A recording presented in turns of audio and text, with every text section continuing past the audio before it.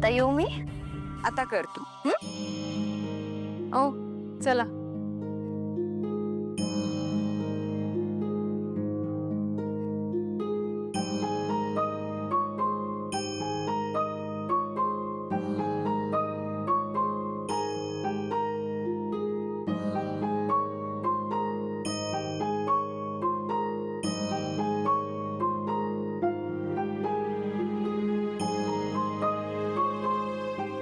पारू, तू पण हळद कुंकू वाहून घे देवाला.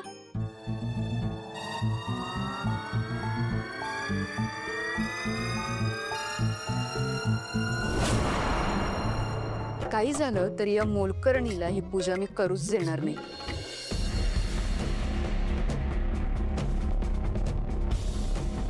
थांब.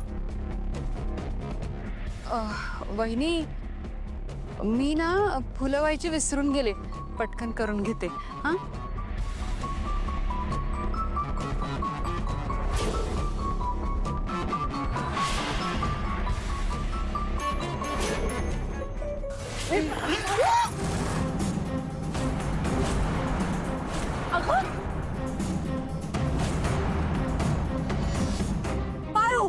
अहिल्या देवी,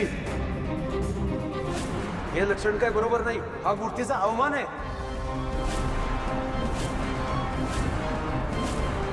आणि गुरुजींनी सांगितले होते की या मूर्तीचा अवमान झाला तर जो प्रलय येईल त्यापासून वाचणे अशक्य आहे.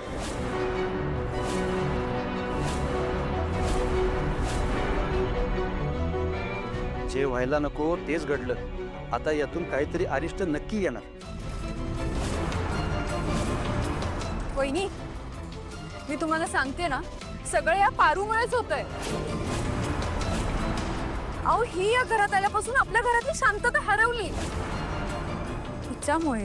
हिच्यामुळेच आपल्या आदित्यच्या मागे गुंड लागली. अगं पारू, आमच्या आदित्यच्या जीवावर का उठलीस तू? दामिनी काकू 1 मिनिट प्लीज. अरे तिने काय मुद्दामून नाही केला.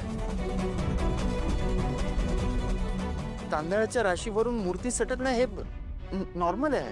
आदित्य, धार्मिक गोष्टींमध्ये मला अशी लुडबुड नकोय.